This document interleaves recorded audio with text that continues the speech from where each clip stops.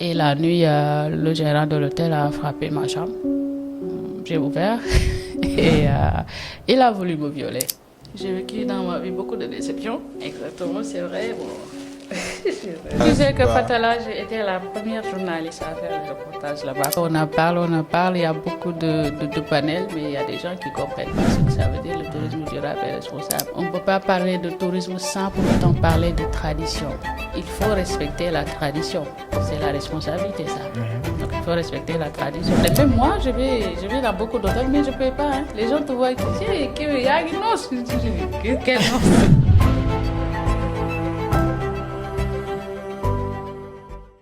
Bonjour la famille Ataya, j'espère que vous allez tous bien.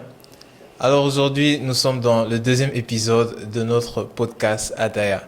Aujourd'hui, nous sommes accompagnés d'une femme vraiment très inspirante, une femme passionnée qui aime ce qu'elle fait. Et aujourd'hui, nous allons découvrir une voix qui va nous faire voyager. En fait, elle, dès qu'elle parle, on voyage, on part dans plusieurs pays, voilà. Si tu étais au Sénégal, tu te retrouves directement en Côte d'Ivoire, tu vois. Donc aujourd'hui, on est tout simplement avec une journaliste spécialisée dans le tourisme. Elle est aussi organisatrice. En fait, elle a beaucoup de titres.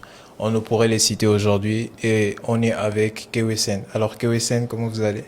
Bonjour Théo, je vais très bien et vous aussi, j'espère que vous allez bien. Alors, un plaisir d'être dans vos locaux et de parler de tout ce qui est tourisme et tout ce qui est destination Sénégal. Voilà.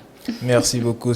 Pour nous aussi, c'est un plaisir de vous accueillir sur ce podcast. C'est tout simplement le deuxième épisode sur notre chaîne YouTube. Alors, pour la thématique d'aujourd'hui, nous allons tout simplement discuter sur un thème assez connu, le tourisme durable et responsable. Est-ce un mythe ou une nécessité?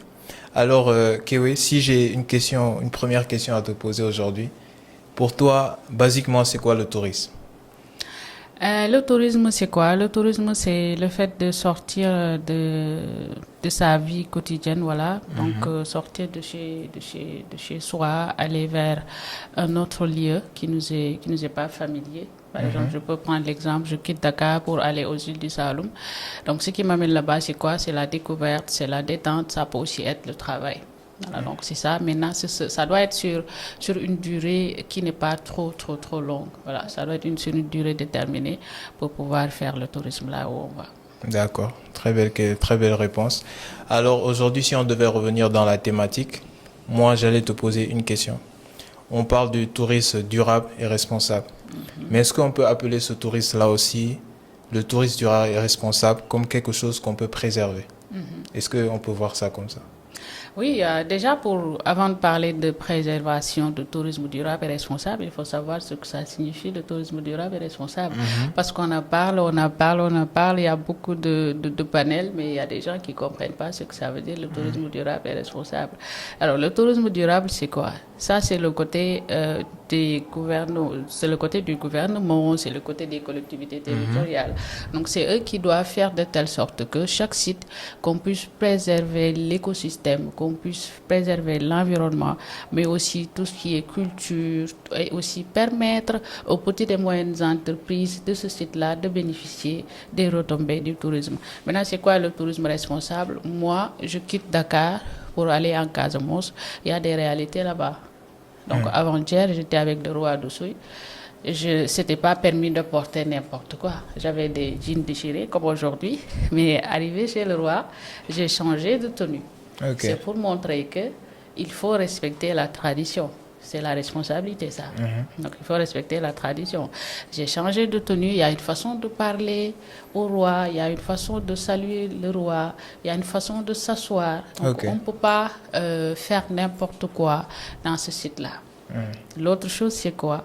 En même temps, arrivé en Casamance, j'ai vu que nous avons la faune, la flore, c'est magnifique. Donc, je ne peux pas me permettre de traverser la forêt de la Casamance et de vouloir cueillir là-bas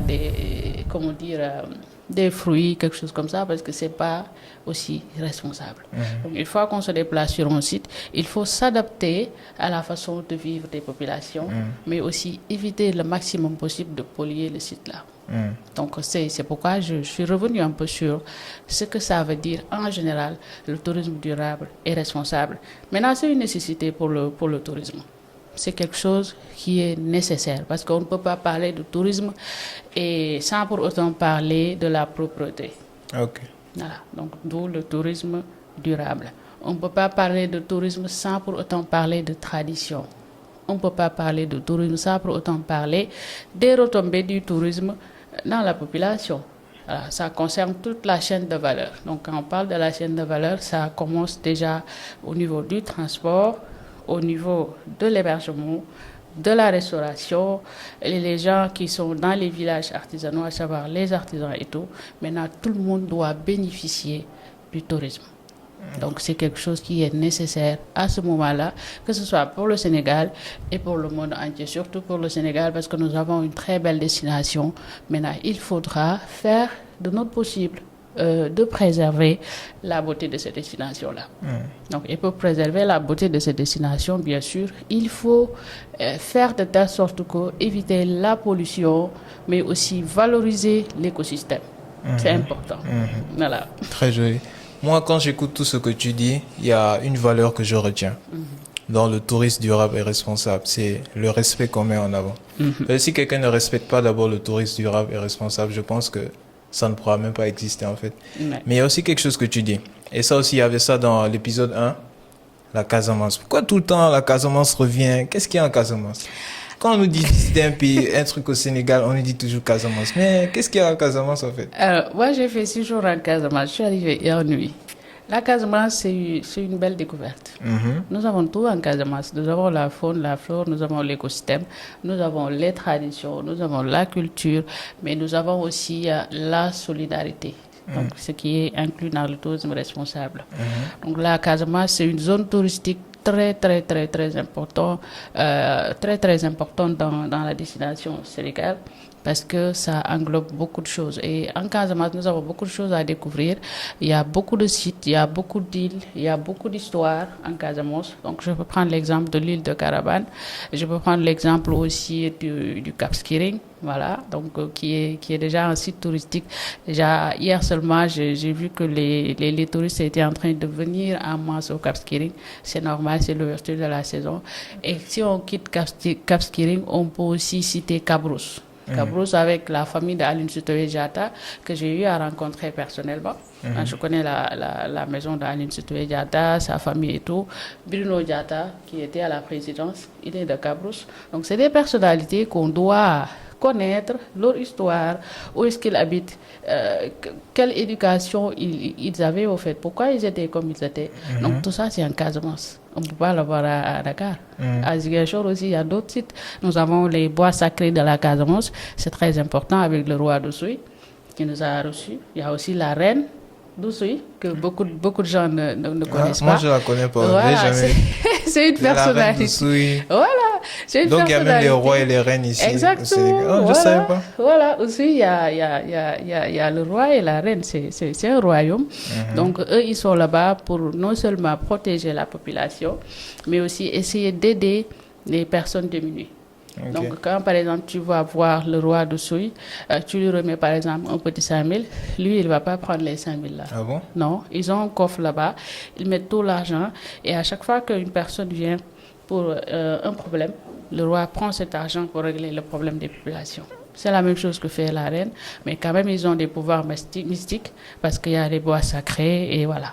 Mais comment ils vivent? C'est assez compliqué vu qu'il ne veut pas d'argent. Il vit comment? Non, c'est pas assez compliqué parce que être roi, c'est pas donné à tout le monde. Et Dieu, il fait bien les choses. Dieu, il fait bien les choses. Et en Casamance, il faut savoir que la vie n'est pas chère là-bas. Eux, ils vivent de ce qu'ils cultivent, par exemple. Okay. En Casamance, ils n'achètent pratiquement pas le riz. C'est eux qui cultivent ça. Ils ont les fruits. C'est eux qui cultivent ça. Et vous voyez que aussi la Casamance, c'est entouré d'eau. Donc, ils ont des terres. À chaque fois, vous voyez des hommes et des femmes, surtout les vieilles femmes, les vieux aussi, qui vont chaque jour au champ pour essayer de préserver leurs terres, mais aussi de faire la cueillette des huîtres ou bien les champs des riz. Voilà. Okay. La vie n'est pas chère là-bas. Ok. Merci. La Casamance. Tout le temps, on nous parle de ça. On a invité quelqu'un, il est venu, il nous a dit Carabane. Carabane, vraiment, on a trop connu ce Carabane. Ouais. Bon, ok, on va revenir sur ça, sur la thématique. Moi, aujourd'hui, je veux un peu m'axer sur ta personne. Alors, où est-ce qu'est née ta passion pour le tourisme? Parce que tout à l'heure, on discutait. Tu m'as dit que c'est depuis la classe de CE2. Ouais. Parce que moi, au CE2, je ne pensais pas déjà au tourisme. Moi, je pensais aux jeux vidéo. Mais toi, comment est née cette passion-là pour le tourisme? Moi, déjà, je suis écrivain. J'écris beaucoup. Ok. Et je suis aussi poétesse. Hmm. Voilà, ça c'est depuis le bas âge. Donc, comme mon papa m'a quand même éduqué dans ce sens-là, d'aimer le français, d'écrire des poèmes, d'écrire des nouvelles et tout. Donc, c'est normal parce que quand on est un peu dans l'histoire ou bien dans l'utopie, entre guillemets, c'est normal qu'on s'intéresse à la nature, qu'on s'intéresse à tout ça. Et l'autre chose, c'est que je suis de Saly. Voilà, la station d'accord. balnéaire de Saly. Et en même temps, moi, j'ai beaucoup voyagé en bas âge parce que on a quand même changé de localité parce que mon papa, il est instituteur. Donc, j'ai eu à fréquenter la campagne, j'ai eu à fréquenter la ville.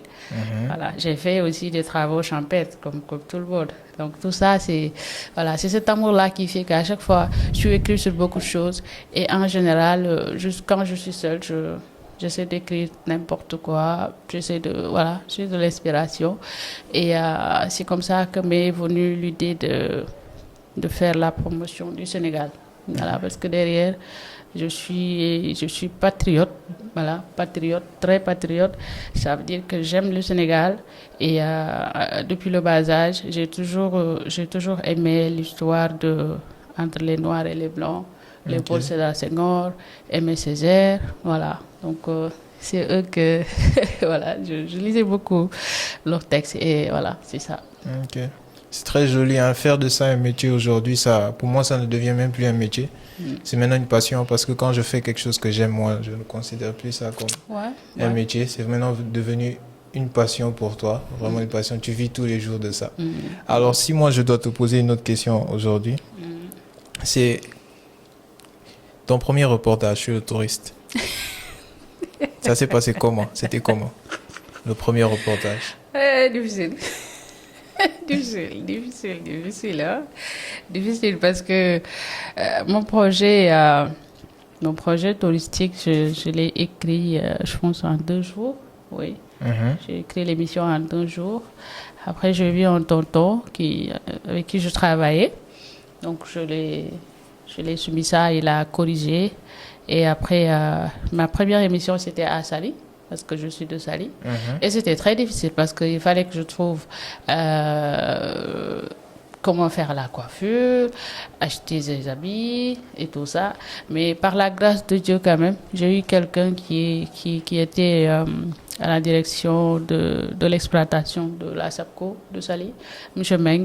Donc, je ne sais jamais de le dire. Et il m'appuyait derrière avec une voiture, le carburant, parce que vous savez, pour tourner une émission touristique, c'est pas facile. Donc, on fait le tour. On va vers le village artisanal, faire la découverte des activités de détente et de loisirs, aller vers les hôteliers et tout. Donc, c'était pas du tout facile, sincèrement. C'était pas du tout facile. Voilà. Et puis, ma maman, elle comprenait pas ce que je faisais. Voilà, elle comprenait pas.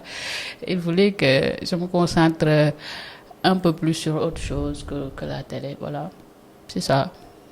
Si tu dois décrire ton parcours aujourd'hui professionnel, comment tu le décriras? Ce sera un parcours assez rocambolesque ou bien tu vas juste dire que c'est la chance ou bien c'est la grâce? Comment tu vas définir ça aujourd'hui? Bon, je dis que c'est déjà la grâce. Il y avait quand même beaucoup de zones de turbulence. Il y en avait beaucoup. Quelques anecdotes? Ouais, il y en a. Il y en a plusieurs. Il y en a plusieurs. Je vais peut-être citer 2. Par exemple, quand on est une femme et que chaque fois on est accompagné par des cadreurs qui sont des hommes, surtout au Sénégal, quand on est une femme. Et voilà. Donc, je suis allée vers des hôteliers parce que moi, d'habitude, dans mes émissions, à chaque fois que je fais la carte postale de tel site touristique, à la dernière minute, par exemple, les 5 dernières minutes, je consacrais ça à comment dire, à une petite publi-reportage sur un hôtel. Ok. Et c'était à Saint-Louis, donc j'étais là-bas. Donc, quand on a fait la découverte de Saint-Louis, j'avais 5 minutes pour l'hôtel, là où je logeais. Et la nuit, le gérant de l'hôtel a frappé ma chambre. J'ai ouvert et il a voulu me violer. Voilà. Donc, et j'ai pas accepté parce que, voilà, moi, derrière cette dame-là, c'est une lionne qui se cache derrière. Moi, je sais, hein. Moi, voilà. quand je t'ai vu déjà, j'ai dit, la femme, elle est compliquée. Voilà, moi, je me laisse pas faire. Je suis très gentille, mais quand même, j'ai jamais voulu, dans mon travail, être abusée ou bien mélanger le côté professionnel et la vie sentimentale. Donc, il a voulu me violer. Donc, j'ai pu quand même maîtriser la situation. Après le reportage, il a dit qu'il va pas payer. Et comme ça, devant tout le monde, je me suis défendue. Ouais, j'ai bien cogné, hein. Wow. Ouais, et normalement, il devait avoir plus de 50 ans. Et moi, à l'époque, tu avais quel âge? à ce moment-là, je pense que j'avais 25 ans. Ouais, Ah. 25 ans, oui. Je me suis défendue. Tu te rappelles de lui, il faut le porter plainte. Ouais, mais bon, je le pardonne. Quand même. Tu pardonnes?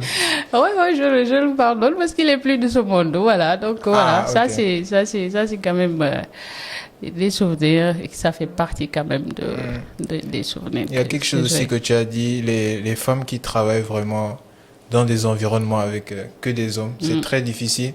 Il y a des femmes qui sont dans le BTP.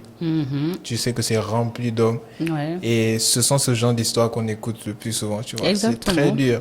C'est très dur. Et moi, vraiment, je dis force à ces femmes-là. Force. Oui, bon, il y en a aussi qui te regardent, ils voient le côté une femme qui a des rondeurs, une femme, etc., etc. Bon, ça, c'est ce qui fait ça. Mais bon, moi, derrière, c'est-à-dire, sur le terrain, je me concentre un peu plus sur ce que je dois dire. Je prépare mes émissions, parce que moi, je fais pas des émissions pour faire des émissions, me lever le matin comme ça, être face à la caméra et dire non. Je fais beaucoup de recherches, j'essaie de réfléchir sur ce que je dois faire, qu'est-ce que je dois proposer aux téléspectateurs. Parce que quand on te suit quand même, les personnes qui te suivent, ils doivent quand même à la fin de l'émission savoir quelque chose qu'ils ne connaissaient pas sur tel site, mais on ne peut pas être là. Donc moi, je me suis jamais concentrée sur ma personne, sur moi, le truc, voilà, les rondeurs et tout, mais c'est vrai, hein, il y a quand même des cadreurs sur le terrain, ils n'étaient pas du tout concentrés. Voilà. Tu savais ça, tu disais Non, et puis moi, je suis très ferme quand même. Okay. Trop ferme sur ce côté-là. J'ai jamais eu, et je le dis haut et fort, sur toute ma carrière, j'ai jamais eu un copain qui est dans le tourisme ou bien qui travaille à la télévision. Jamais. Jamais. Tu n'as pas mélangé amour et travail? Non, ça va pas aller. Ça va pas aller. Ça va pas les gars, c'est compliqué, hein? Vous en pensez quoi? Ça je l'ai jamais fait, hein? Et je le dis haut et fort. Ok. Avant d'arriver là, forcément tu as eu des figures, des personnes sur qui tu t'es inspiré avant d'arriver là, parce que c'est pas, tu t'es levé et tu as dit bon, je veux partir. C'est vrai que tu avais la passion, mais il y a ces figures là sur lesquelles tu t'es basé pour dire que voilà, je ferai comme lui. Tu peux un peu nous en parler? Il y a deux femmes que je dis toujours. Il y a déjà Anta de l'Artès, les découvertes d'Anta, que je suivais beaucoup. C'était pour un peu faire la différence entre ce que je faisais, comment introduire mes émissions, comment être open face à la caméra. Donc ça, c'est Anta. Donc ça, je l'ai prise chez Anta. Ça, je le dis tout le temps. L'autre personne, c'est Amissa Arfal de Intelligence Magazine. C'est une dame, voilà. Elle est courageuse, vous la voyez partout, en fait, avec des personnalités et tout. Maintenant, c'est ce qui m'arrive aujourd'hui. J'ai toujours eu des personnalités qui me côtoient. C'est parce que derrière, c'est une femme qui croit en ce qu'il fait, qui a du respect pour tout le monde quand même, mais très professionnelle. Voilà, c'est important. Parce que si on a toutes les capacités, surtout dans le milieu, et qu'on n'est pas professionnel, qu'on n'est pas crédible, ça ne va pas aller. Et moi, j'ai toujours voulu préserver ce côté-là, en fait. Voilà. C'est pourquoi je suis amie avec tous les hôteliers du Sénégal. Je pars dans n'importe quel hôtel. Je ne paye rien. J'étais en Casamance pendant 6 jours. Je n'ai rien payé. Ni chambre, hôtel ni 5 repas. étoiles? Oui, 4, 3 étoiles. Voilà. Et C'est les bien, gens hein. me respectent. Tu vois comment on te traite. Madame Kewe, Madame Kibahara, tu es gênée, mais derrière, quand tu es seul, tu te dis que ah, c'est parce qu'au moins, il y a eu des moments où j'avais fait un reportage ici. Ils ont suivi ça à la télé. Ils savent que ça, je l'ai fait avec professionnalisme. Ok. Voilà, c'est ça. Alors aujourd'hui, tu as dit qu'il y a ces figures-là, ces femmes qui sont vraiment imposantes, courageuses. Mais toi aujourd'hui, comment tu vas définir ton caractère? Juste trois valeurs. Moi, je veux juste connaître trois valeurs. Comment tu définis ton caractère? Non, bon, je ne suis pas difficile, hein. Je ne suis pas difficile du tout. Juste que je sais ce que je veux. Je sais ce que je vaux aussi. Mhm. Ça, c'est vrai, hein. Mais je ne suis pas difficile. Mais quand même, je ne veux pas qu'on me prenne pour Moins que une rien, conne, quoi. voilà, pour une conne, quoi. Ça, j'aime pas. Mais quand même, je suis très gentille, je suis ouverte et je m'adapte très vite à n'importe quelle situation. Voilà. Et je suis une fille extrêmement fidèle en amitié et en amour. Voilà, ça, je sais. Les gars, il y a des femmes fidèles ici. Donc, c'est vrai. En tout cas, en tout cas, Et je dis extrêmement. Voilà. en tout cas, ok. Voilà. Moi, je retiens. Tu sais ce que tu veux, tu sais ce que tu vaux Exactement. et tu es une femme très gentille. Moi, c'est ça que j'ai retenu. Alors, est-ce que tu as l'impression que le touriste, vraiment, est en train d'évoluer ici au Sénégal? Bon, je me dis que le tourisme, quand même, ça se développe pas mal au Sénégal. Parce que déjà, les gens commencent à se conscientiser, commencent à comprendre que le tourisme, c'est l'affaire de tous et qu'il faut rester au Sénégal, faire la promotion de la destination, connaître son pays, connaître tout ce qu'il y a comme site touristique et comme offre touristique. Donc ça se développe, ça va. Et je vois que le gouvernement, quand même, a mis l'accent sur le tourisme durable et responsable. Et je pense que ça vient au bon moment quand même. Et ça va nous éviter l'insalubrité, ça va nous éviter quand même le fait de prioriser les tours opérateurs et aussi de laisser en rade la population sénégalaise. Voilà, donc je vois que maintenant il y a beaucoup plus de guides qui sont dans ces lieux-là. Par exemple, quand tu choisis les îles de Saloum, les guides que tu vas trouver là-bas, ils sont beaucoup plus expérimentés à vous expliquer l'histoire des îles de Saloum et vous faire visiter les sites. Donc ça, c'est déjà bien. Et j'ai vu qu'il y a moins de tours opérateurs maintenant parce que les Sénégalais ont fait du tourisme leurs affaires. Ok. Ouais, et c'est important. Parce que moi, je vois que sérieusement, le tourisme ici au Sénégal, ça commence à monter petit à petit. Parce qu'il y a quelques années de cela, on ne parlait pas tellement de tourisme. Mais maintenant, aujourd'hui, j'ai l'impression que partout là où tu pars au Sénégal, on va te dire touriste, touriste. Et quand tu dis il y a des zones vraiment qui sont en train de grandir, tu peux donner des exemples concrets vraiment de... Parce que nous, on est juste au Sénégal, on est juste à Dakar. Mais pour nous qui ne partons pas à l'intérieur, comment c'est un peu là-bas? Oui, bon, à l'intérieur, ça va. Donc, ce que je dis, peut-être ce qui reste, c'est le fait que, quand même, qu'on puisse faire de telle sorte que les acteurs de ces sites-là puissent bénéficier carrément des retombées du tourisme. C'est ce que je disais tout à l'heure. Donc, il y a des femmes transformatrices qui gagnent pas beaucoup. Et aussi, j'ai vu l'autre côté positif, c'est qu'il y a des écologes et des hôtels qui quand même choisissent de prendre leur personnel dans ce site-là que d'aller les chercher ailleurs. Donc, je vois que c'est une bonne chose. Et il reste juste à voir la formation parce que quand on recrute des gens de ce site-là, il faut quand même derrière une formation pour savoir comment servir les gens, comment être accueillante, comment, voilà. Donc ça, c'est bien, mais bon, on peut quand même essayer de prioriser aussi la formation pour les jeunes qui sont amoureux du tourisme, mais qui n'ont pas été formés en tant que serveuse ou bien en tant que comment dire, agent d'accueil et tout ça. Voilà. Mais quand même, je pense que c'est déjà bien.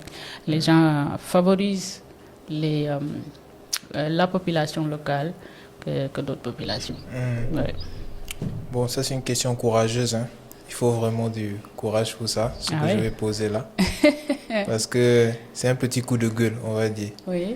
Genre, aujourd'hui, le touriste, pas trop, journaliste de touriste, est-ce que vous êtes respecté à votre juste valeur ici au Sénégal? Parce que vraiment, c'est... journaliste de tourisme, c'est ici que j'ai entendu ça, hein, c'est avec toi. Mais est-ce que vous êtes respecté à votre juste valeur Non, ici au Sénégal? bon, je dirais pas qu'on n'est pas respecté parce que quand même, moi je suis très respectée. C'est pourquoi aujourd'hui j'en suis à ma 3e édition des Teranga Sénégal Awards. Ok. Et il y a l'État qui m'accompagne. Donc il y a la SPT, la SAPCO, le ministère de la Culture et d'autres partenaires privés qui nous accompagnent. Et je pense que si je n'étais pas respectée, ils n'allaient pas venir accompagner Oui, cet événement-là. évidemment. Maintenant, avant de réclamer le respect, il faut se faire respecter. Et se faire respecter revient à ce que je disais tout à l'heure, revient à être professionnel, revient à maîtriser son sujet, revient aussi à quand même respecter ce que vous avez choisi. Par exemple, moi, je ne peux pas dire que je suis dans le tourisme et je ne peux pas me permettre d'avoir étudié ce que je dis, d'avoir des diplômes, de faire toujours des recherches et tout ça. Oui. Voilà. Et aussi être très correct, c'est important. Pour réclamer le respect, il faut d'abord se respecter. Que ce soit homme ou femme, c'est ce qui est important. Maintenant, si on nous respecte, oui, on nous respecte. Peut-être ce qui reste derrière, c'est l'accompagnement. Par exemple, on est dans le privé, tu as l'idée de mettre en place un événement annuel qui valorise la destination Sénégal, qui vraiment met en exergue le travail des acteurs touristiques. Maintenant, derrière, il faut de l'accompagnement. Parce que la volonté peut être là, les moyens aussi, mais derrière, on a toujours besoin de l'accompagnement de l'État, qui nous disent bravo pour ce que vous faites, ça, vous le faites pour nous. Et vu que vous le faites pour nous, nous, on vous accompagne. L'accompagnement peut ne pas être commercial, c'est-à-dire argent, mais ça peut être un accompagnement stratégique. Voilà. Derrière, on nous aide à réunir d'autres acteurs qui n'étaient pas au courant de tel ou tel événement, mais aussi à nous faciliter l'accès sur beaucoup de choses. Et voilà, je pense que c'est ce côté-là qui peut-être pas pour moi, mais pour d'autres qui sont dans le tourisme, surtout qui ont des, des événements privés ou bien une agence de voyage qui ont ces difficultés-là. Voilà. Pour toi, est-ce que tu penses que le tourisme, il faut que ce soit plus cher pour que les gens puissent vraiment prendre ça à cœur? Non, non, non. Parce que déjà, c'est pourquoi j'ai mis dans Teranga Sénégal Awards, c'est pourquoi j'ai sélectionné des hôtels. C'est pour éviter ce mythe-là entre les hôtels et le Sénégalais. Parce que le Sénégalais, même moi, je vais dans beaucoup d'hôtels, mais je ne paye pas. Hein. Les gens te voient et te disent, hey, quelle noce. Moi, je vous jure que parfois, je ne sais même pas la nuitée dans l'hôtel où je suis. Sérieux, hein? Sérieux. Après, peut-être des gens peuvent me demander, et je vais encore demander pour essayer de transmettre le message. Mais quand même, pour expliquer qu'il y a un mythe derrière les Sénégalais, ils pensent que quand tu vas dans un hôtel, c'est parce que tu as l'argent, c'est parce que tu es en train de gaspiller. Non. Et j'ai voulu quand même éviter, enlever ce mythe-là entre les hôteliers et les Sénégalais lambda. C'est pourquoi même dans cet événement, j'ai demandé à tous les hôteliers qui participent de donner des week-ends gratuits. Voilà, ça je l'ai toujours fait. Hein. Vendredi, samedi, dimanche, tu payes rien, tu vas avec qui tu veux, ils prennent soin de toi et puis voilà. Moi, je pense que quand c'est gratuit... Parce que c'est l'affaire de tous, donc voilà. Je pense que quand c'est gratuit, la personne ne prend pas trop en considération. Oui, mais il ne faut pas aussi être trop dans les prix excessifs, comme certains hôtels. Maintenant, il y a des réalités quand même, parce que les hôtels, c'est par étoile. Oui. Le prix entre 3 étoiles, 4, 5, c'est pas le même avec un hôtel qui n'a même pas d'étoiles ou bien qui vient de démarrer, ou bien un hôtel qui n'est pas carrément un hôtel ou bien un campement, c'est pas la même chose. Parce que les hôtels se différencient par rapport aux étoiles. Maintenant, tu ne peux pas aller au Radisson et espérer qu'on te dise que la nuitée c'est à 50 000 ou bien à 100 000. Parce que même les chambres standards, ça peut être à partir de 200 000. Au Pullman, les chambres standards, je ne sais pas dire le prix. Vous voyez? On connaît. Voilà, donc c'est un peu ça, au fait. Et puis derrière, il y a des réalités. L'hôtellerie, ce n'est pas facile.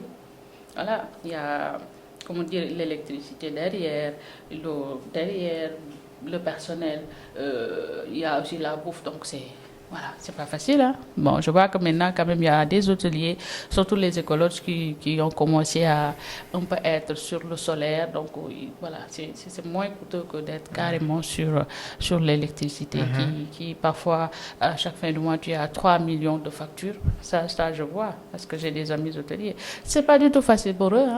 Hein? Ah, ça? Ouais. Plusieurs hôtels, tu as visité plusieurs hôtels. C'est intéressant, hein? Tu n'as même pas payé.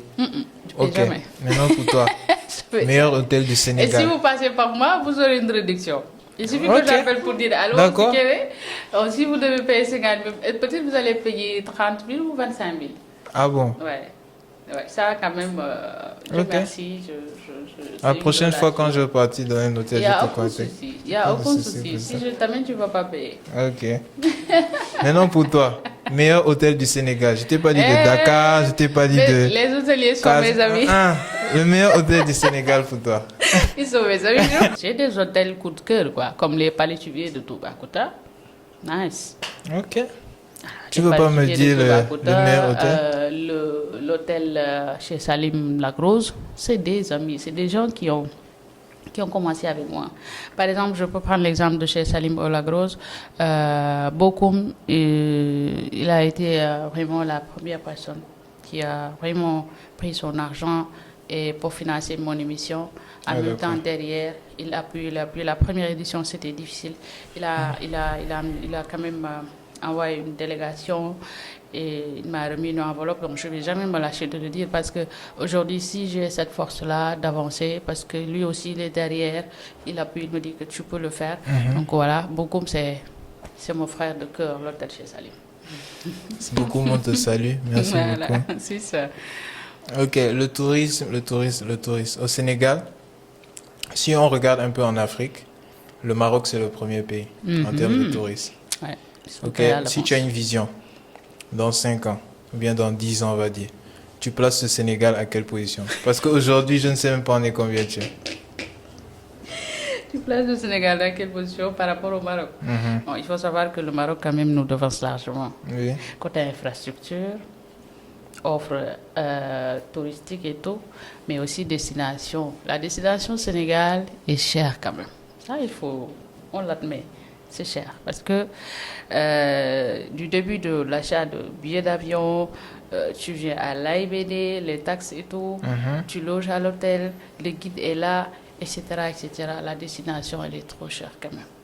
Maintenant, c'est vrai qu'il y a des réalités derrière. Comme je disais tout à l'heure, c'est un pays pas trop développé, c'est vrai, mais qu'on a quand même, je peux dire, une offre touristique diversifiée et importante. Maintenant, peut-être ce qui va rester, c'est juste essayer de faire de telle sorte qu'on puisse développer l'offre touristique, parce que c'est toujours la même offre qu'on trouve au Sénégal 10 ans après. Voilà, ce qui se passe à Gorée, tu retournes à Gorée 10 ans après, c'est la même histoire, c'est la même chose. Tu retournes aux îles de Saloum 10 ans après, c'est la même chose. Alors que moi-même, j'ai découvert des sites ici même au Sénégal que les gens ne connaissent pas, qui ne sont pas dans le listing des sites à découvrir. Ah ouais? Ouais, il y en Ça, a. c'est lesquels? Au fond du Sénégal même. Ça, c'est lesquels? Cite-moi. Aux îles du Saloum, par exemple, quand vous partez à Diakhao, on n'en parle pas. À Diakhao, il y a l'histoire de Boursine, là où on les a enterrés. Beaucoup de choses là-bas à Diakhao. Par exemple, si tu vas vers les îles de Saloum, il y a des villages où tu vas là-bas, tu vois, tu te dis, est-ce que je suis au Sénégal? Leur façon de s'habiller, Ok. ce qu'ils mangent, leur tradition. Mais ça, c'est pas des choses que je trouve dans l'offre touristique de la destination Sénégal. C'est vrai qu'il y a beaucoup de sites que Il y a on beaucoup ne de sites connaît que pas. les gens ne connaissent pas. Il y en a beaucoup. C'est tout le temps les mêmes choses qu'on va nous dire. Soit quand tu viens au Sénégal, tu pars à Fatala. Quand tu as fini Est-ce Fatala, que tu sais tu que pars... Fatala, j'ai été la première journaliste à faire les reportages là-bas pendant Ah ouais? pendant la Covid, je pense, ou bien après la Covid. C'est cette période-là, oui. 2020, 2021. Exactement. La première femme. Parce que ça a Et ouvert en quelle après, année? bon, on a... Fatala, ça fait longtemps. C'est juste que pendant la Covid, les gens ont commencé à s'intéresser au tourisme local. Ok. Moi, à ce moment-là, j'avais fait combien d'années dans le tourisme? J'avais déjà commencé depuis longtemps à faire la promotion de la destination sénégalaise. Ouais, d'accord. Et quand j'ai fait Fatala, beaucoup de sites ont repris ça. Il y a même un site marocain qui avait repris ces images-là. Et voilà, il fallait avoir le courage. La Casamance que je citais tout à l'heure, quand je faisais des reportages à la Casamance, c'était chaud en Casamance. On me le rappelait même avant-hier. C'était chaud. Voilà, tu traversais vraiment les rues, tu sais que ça, c'est ces gens-là. Ok. Voilà, donc c'était pas du tout. Donc, quand tu faisais le reportage en Casamance, il y avait ces événements-là. Oui, Tu étais sur place. C'était pas carrément terminé. Tu étais sur place. C'était pas parce qu'à ce moment-là, parfois tu entendais des attaques à gauche, à droite. Mon papa, il m'appelait chaque jour pour me dire, hey, je dis, moi, je suis pas au courant, moi je suis au Cap Skirring. Je n'ai pas du tout entendu ça. Parce que c'était réel en fait. Et voilà, c'était réel. Et tu marchais dans les rues, tu croisais des hommes, tu étais sûr que ça, c'est. Voilà. Donc, c'était compliqué, hein. C'était compliqué. C'était pas facile, hein. Les journées se passaient comment? Dur parce que j'avais un planning. Je me lève le matin, après le petit déjeuner, je ne mange qu'après 20h parce que toute la journée, je suis dehors, entre site. Voilà, c'est ça. C'était pas facile. Voilà. Et d'habitude, quand tu fais tes tournages, tu es avec toute une équipe ou bien- Oui, je suis avec toute une équipe qui sont logés, nourris à l'hôtel. Ça, c'est moi qui sont chargés par rapport au partenariat que j'avais avec les hôteliers et tout. Ouais, malgré que je suis toujours, employée dans des télévisions, payée avec un contrat. Mais moi, je dis, j'ai toujours aux télévisions tout ce qui est le côté restauration, hébergement. Voilà, moi, ça, je me charge pour l'équipe. Donc, du coup, j'appelais, je leur disais, on vient vendredi, on termine dimanche ou lundi. Et voilà, toute l'équipe était bien. Voilà. Ah, c'est bien ça. C'est bien. En tout cas, j'ai retenu première femme à faire le reportage sur Fatala. Félicitations encore. Donc, Kébé, aujourd'hui, on va parler du Sénégal Teranga Awards. C'est un événement qui est organisé par toi. Moi, je l'ai connu au travers de toi, je pense, il y a 2 semaines de cela. Ouais. C'est un salon qui regroupe plusieurs acteurs du tourisme. Est-ce que tu peux un peu nous parler davantage de cela? Alors, Teranga Sénégal Awards, c'est un événement qui fait la promotion de la destination Sénégal en mettant en exergue les acteurs, les hôteliers, mais aussi les agences de voyage et aussi les personnalités publiques qui ont quand même œuvré pour la promotion de la destination Sénégal.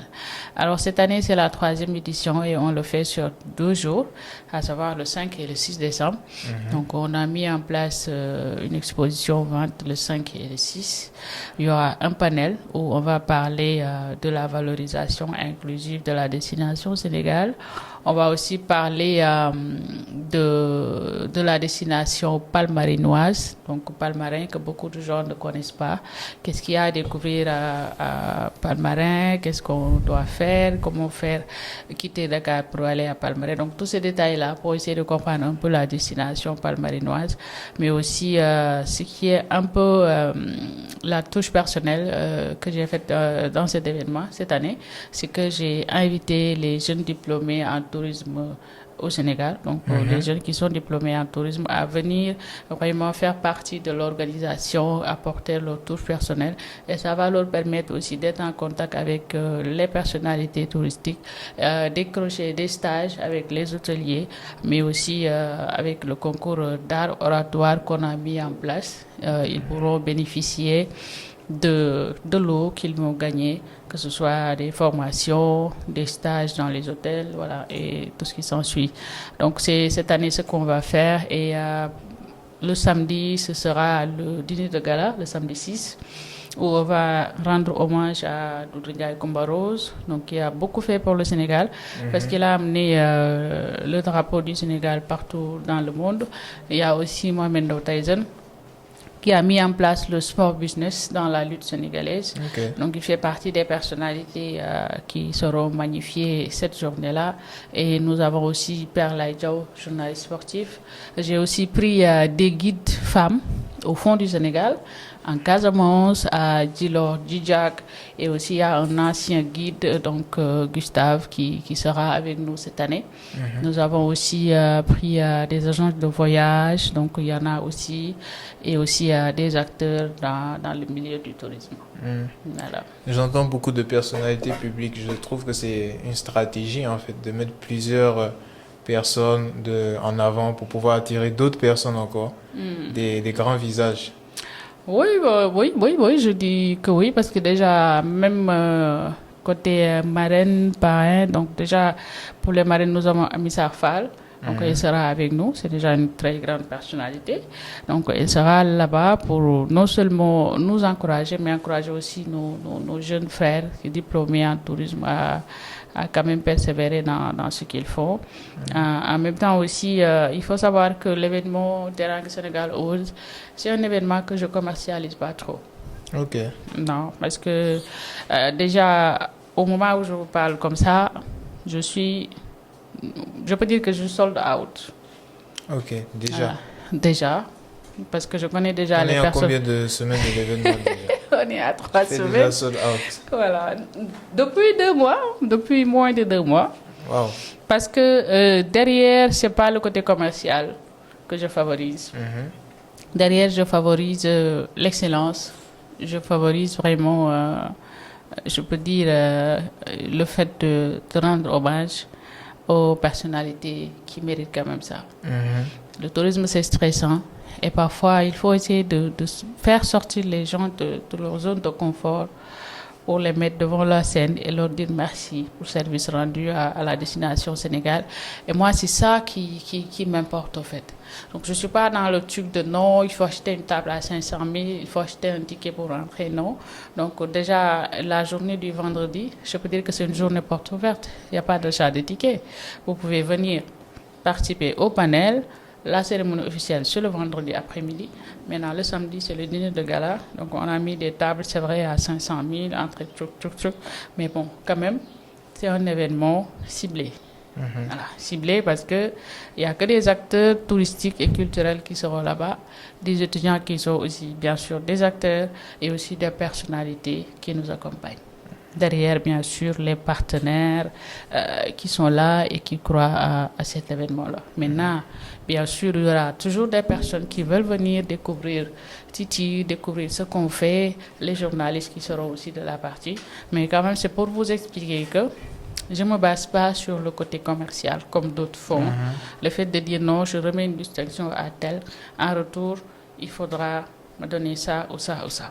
Voilà. L'objectif principal, c'est vraiment d'abord de rassembler les gens. Voilà, l'objectif, c'est de rassembler tous les acteurs autour de 2 journées, parler de la destination Sénégal, parler des problèmes, parler des solutions, qu'est-ce qu'on doit faire, pour que l'année prochaine aussi, qu'on puisse élargir encore un peu plus, parce que chaque année, on essaie d'ouvrir une autre brèche par rapport à ce qu'on avait fait l'année dernière. Et moi, le plaisir que j'ai par rapport à cet événement, ce qui est très important pour moi, c'est le moment de remettre des distinctions. Ça, tu le fais avec plaisir. Tu sais que ces personnes-là, c'est des gens qui méritent d'être distingués. Par exemple, catégorie femmes, nous avons Roux Unov, qui est déjà l'ambassadrice de Teranga Sénégal Ose 2025. Okay. Elle a fait beaucoup de choses pour cet événement. Derrière, donc, il y a aussi Rokhaya Mbaye de l'ESCO sortir du Sénégal. Alors, c'est des gens, tu les choisis. Voilà, il n'y a pas de polémique en fait. Les gens savent que, voilà, ça c'est rien derrière. Je demande rien, je ne vais pas être là à demander à Rokhaya, viens, je vous remets une distinction, derrière vous achetez une table ou bien derrière vous me donnez tel. Okay. Je suis à la télévision, je n'ai rien demandé, je ne vais pas demander quelque chose. Parce que ce qui m'importe, c'est que ce que je fais, je le sens et je suis en train de rendre service à la nation. Voilà, et je le ferai jusqu'à mon dernier souffle. Je ne demande rien du tout. Ce qui m'importe, c'est la promotion de la destination Sénégal. C'est que les acteurs puissent être quand même magnifiés, puissent être dans de très bonnes conditions pour pouvoir vraiment faire un tourisme durable et responsable.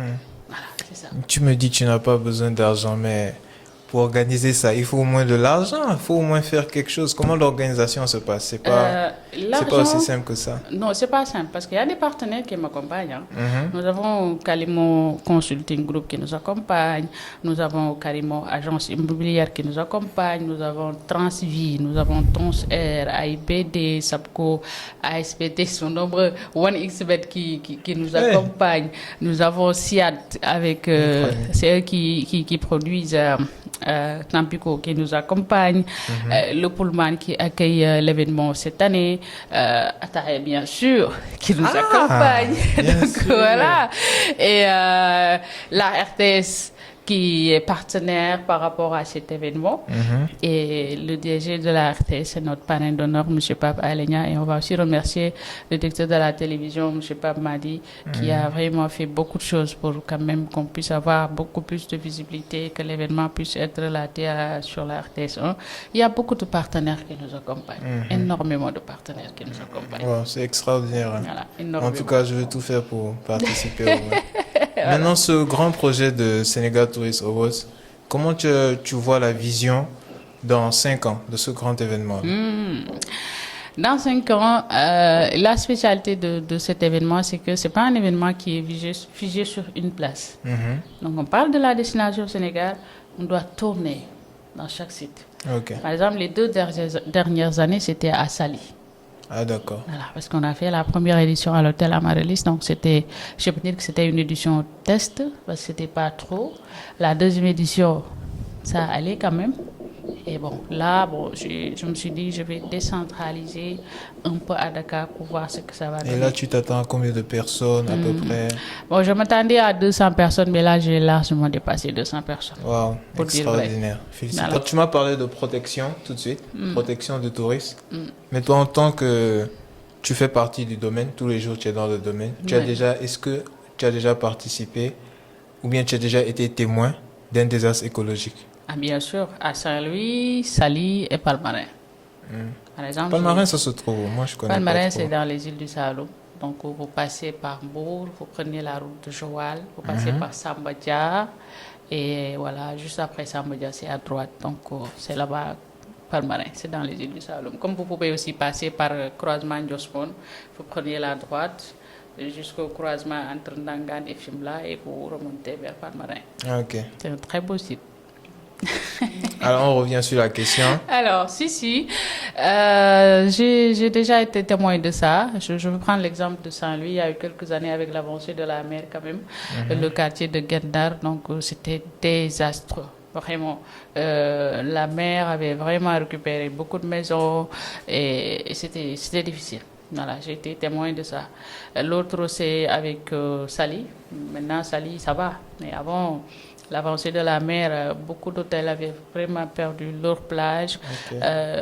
Et il y avait quand même des dégâts matériaux énormes. Ça aussi, j'ai été témoin de ça. Palmarin aussi, l'avancée de la mer a fait la même chose avec des hôtels qui n'avaient plus de plage, des maisons que la mer avait vraiment dévastées. C'était horrible. Ça, quand même, je l'ai assisté en plein reportage. Ah ouais. Ouais. Vous avez même fait un reportage là-dessus. Bien sûr, ouais. Wow. À Saint-Louis et à Saly, oui. Wow, Palmarin aussi, j'étais témoin de ça. Et j'ai directement inséré ça dans le reportage. Après tous ces événements-là, il n'y a pas eu un soutien de l'État ou Ah, bien sûr, parce que Saly, par exemple, c'est après ça qu'on a mis les digues. Est-ce que vous êtes une fois parti à la plage? 2 fois seulement, 2 fois. Voilà, donc si une fois que vous êtes là, vous verrez des pierres noires là. Ça, c'est des digues que l'État avait fait pour essayer d'empêcher quand même l'eau de faire encore des ravages, de bloquer un peu l'avancée de la mer. C'est la même chose qu'on a fait à Saint-Louis. Donc au Palmarin aussi, ça commence déjà à aller mieux quand même. Voilà. Aujourd'hui, tu as fait plusieurs destinations. Bien Mais sûr. quelle destination t'a le plus bluffé par sa beauté ou bien par La ça? Casamance. Encore. Ah, tout le temps, on va écouter la Casamance, la C'est la Casamance. Casamance, hein? Sérieux. Faut que je fasse un tour là-bas. C'est-à-dire, ils sont vraiment des gens bien, accueillants, c'est important, simples, modestes. Et la Casamance, c'est un très beau site. Il y a beaucoup de choses à découvrir. Moi, j'ai fait 6 jours là-bas. On a juste fait une partie de la Casamance, parce que la personne avec qui j'étais, elle ne maîtrisait pas la Casamance. J'en ai profité pour être un peu son guide touristique. Donc, on a fait Caravane, on a fait Moulombe, on a fait Oussouye, on a fait Cabros, on a fait Ziguinchor, on a fait Djembering. Maintenant, il restait beaucoup d'îles qui étaient de l'autre côté qu'on n'a pas fait. La Casamance, c'est très large. Mais c'est un très beau site quand même. J'adore la Et Casamance. tu es parti là-bas combien de fois à peu près? Plusieurs fois. Je suis partie là-bas plusieurs fois. Et à chaque fois que j'y vais, j'ai dit non, je fais 4 jours. Après, je fais 15 jours au maximum. Parce que, Mais à part le Sénégal, il y a d'autres pays que tu as eu à visiter ou bien? oui, la Gambie, ça va. La Gambie. Ouais. Ah bon, tous les Sénégalais sont des Gambiens. Oui, tous les Sénégalais sont des Gambiens. C'est quand même, je peux dire, c'est la même chose. On est des frères, il y a la fraternité entre le Sénégal et la Gambie. Et j'ai beaucoup d'amis quand même gambiens. L'ambassadeur de la Gambie qui doit même venir à l'événement Teranga Sénégal Awards. Ah ouais. En même temps, il va nous appuyer aussi. Voilà, vraiment, que je salue de passage. Et voilà. Mais moi, j'adore tellement le Sénégal que je ne fais que la promotion de la destination Sénégal. Ah ouais.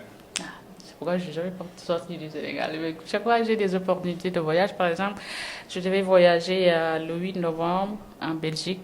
Mais à cause de cet événement, j'ai voulu quand Tu as même carrément annulé. me donner au maximum. Non, je ne pouvais pas du tout arrêter les préparatifs et aller en Belgique et revenir. Ça, non. La Belgique Je aussi. donne beaucoup de respect aux Sénégalais et à la destination. Tu allais découvrir la Belgique? Après, Teranga Sénégal. Ah. Voilà, après. Mais tu as parlé de Gambie. Qu'est-ce que tu penses de la division entre le Sénégal et la Gambie? Moi, j'ai jamais compris ça, Il tu n'y a vois. pas de division?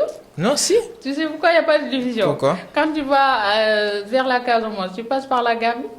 Oui, je sais, mais Et la Gambie, c'est je sais. une petite entité dans le Sénégal. Et on a les mêmes traditions, après les mêmes traditions, et le même mode de vie.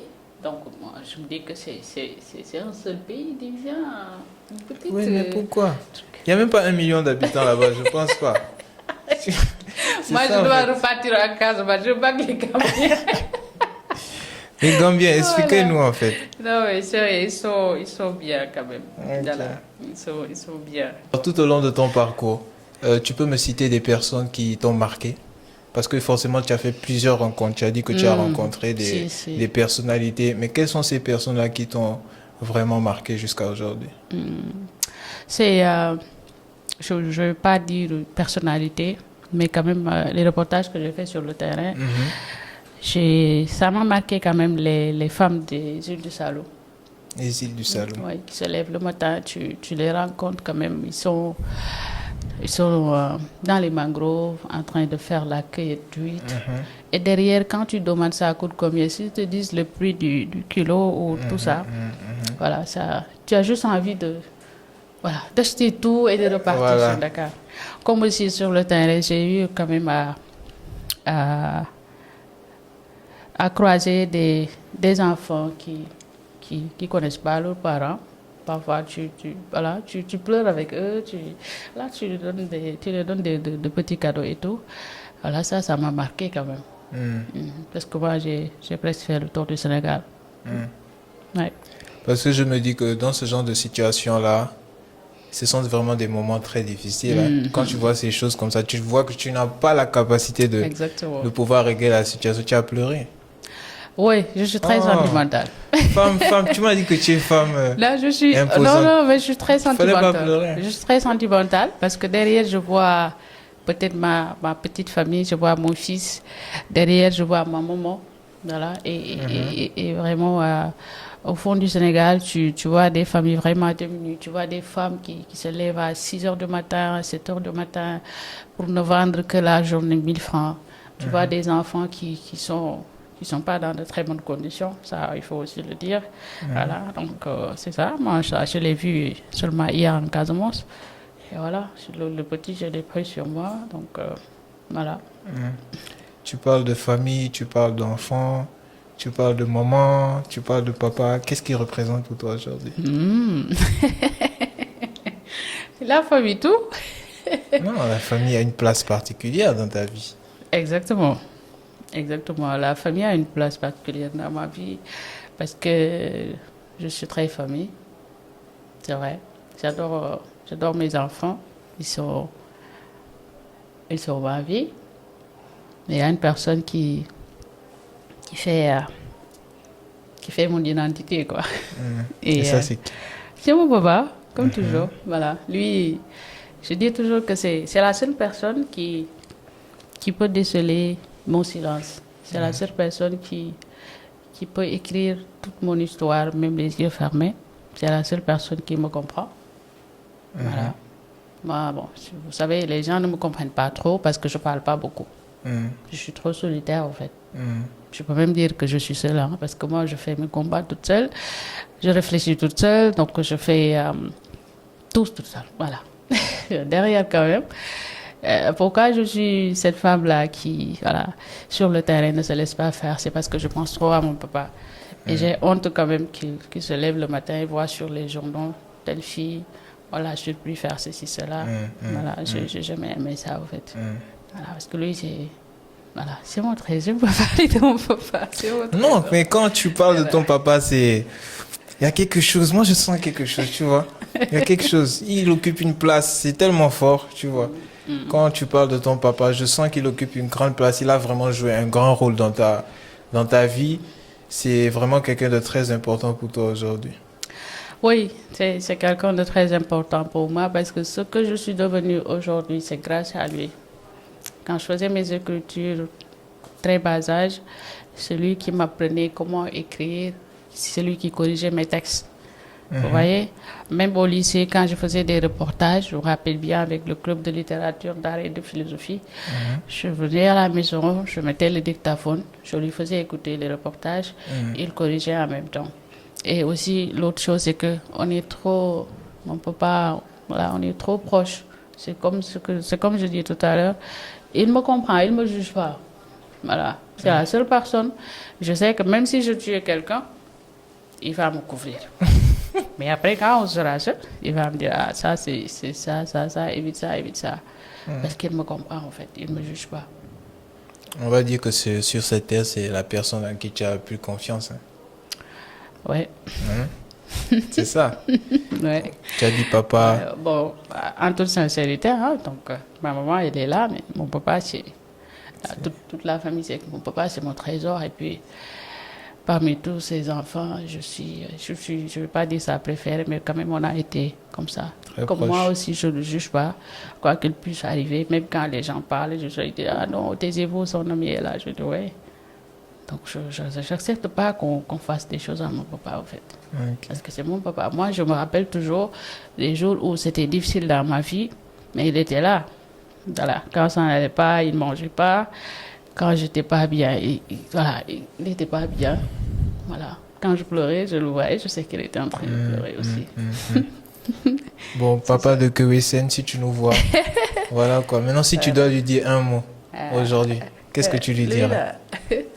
Qu'est-ce que tu lui dirais? Bon, c'est ce que je lui dis tout le temps, que papa, tu sais que je t'aime beaucoup et tu sais que c'est aussi un souhait, c'est quand même de t'honorer pour toujours, comme je l'ai toujours fait, et que Dieu te laisse devant moi pour que je puisse quand même réaliser beaucoup de choses avant ta mort.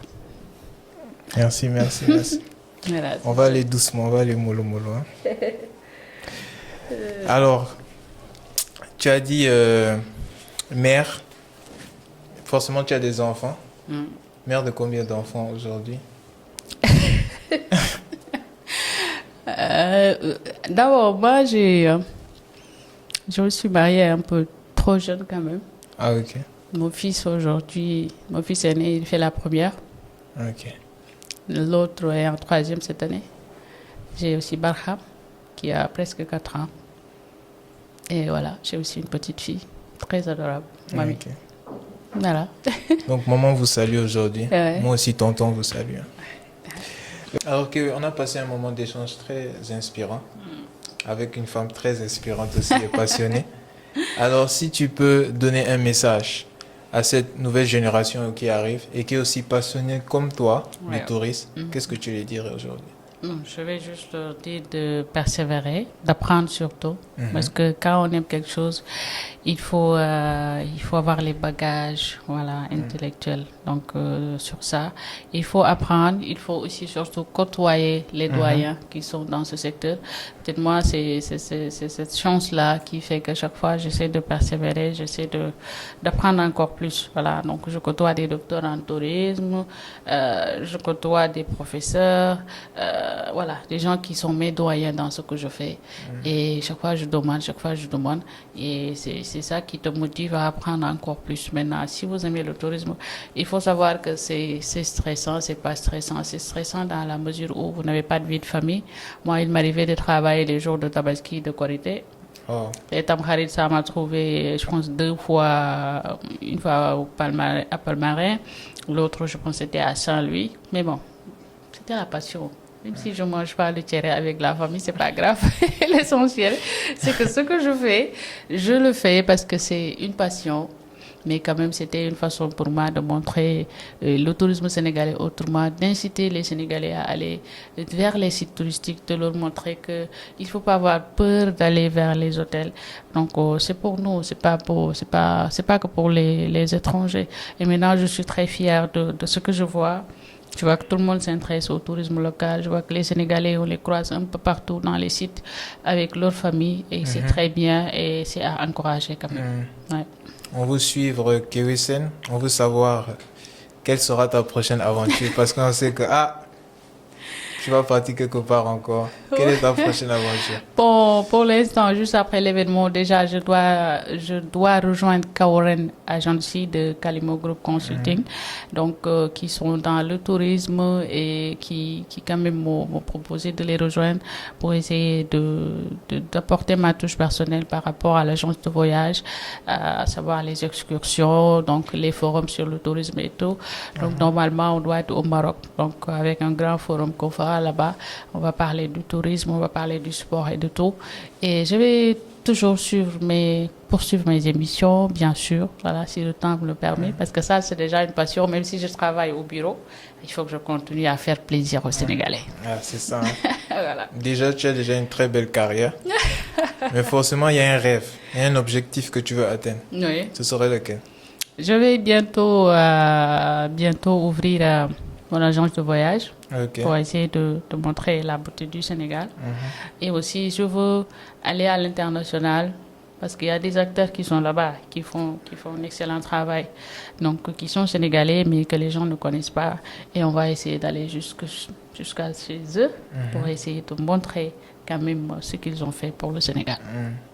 En tout cas, la prochaine fois que je viens prendre mon billet, il y a la réduction. Il n'y a pas de souci, ça c'est automatique. Je suis déjà assuré. Ça c'est automatique, oui. Merci beaucoup, Kewesen. Alors, tout à l'heure, on a passé un moment très émouvant, tu vois, un moment très émouvant. On a pleuré, tu nous as parlé de ton père, on a vu que c'est quelqu'un qui prend vraiment une grande place dans ton cœur. C'est vraiment quelqu'un de très important pour toi. Mais aujourd'hui, il a tenu à te faire passer un message. Quoi ça? Il a tenu à te faire passer un message. Non. Et tu vas le découvrir. Non, mais c'est pas possible. Je voudrais témoigner de ma fille Ndeye Kewesen. Depuis le jour où elle est née, j'ai eu la chance de la voir grandir, apprendre et s'épanouir. Chaque étape de sa vie m'a rempli de fierté. Ndeye Kewesen est une fille courageuse, persévérante et pleine de générosité. Elle sait faire preuve de patience, écouter et tendre la main aux autres. Chaque jour, elle me surprend par son intelligence, sa sensibilité et sa capacité à affronter les défis avec détermination. En tant que père, je suis profondément fier d'elle. Témoigner de sa vie, de son parcours, c'est montrer combien elle est devenue une personne exceptionnelle, non seulement pour moi, mais pour tous ceux qui la connaissent.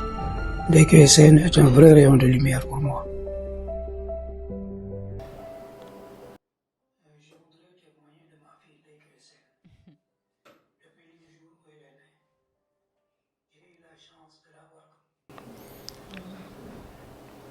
Qu'est-ce que tu peux dire après ce beau message? Arrête ça. On sent qu'il y a de l'amour derrière ça, en fait. Vraiment beaucoup d'amour, beaucoup de passion. Vraiment, on sent qu'il t'aime. C'est une preuve vivante qu'il t'aime. Grave.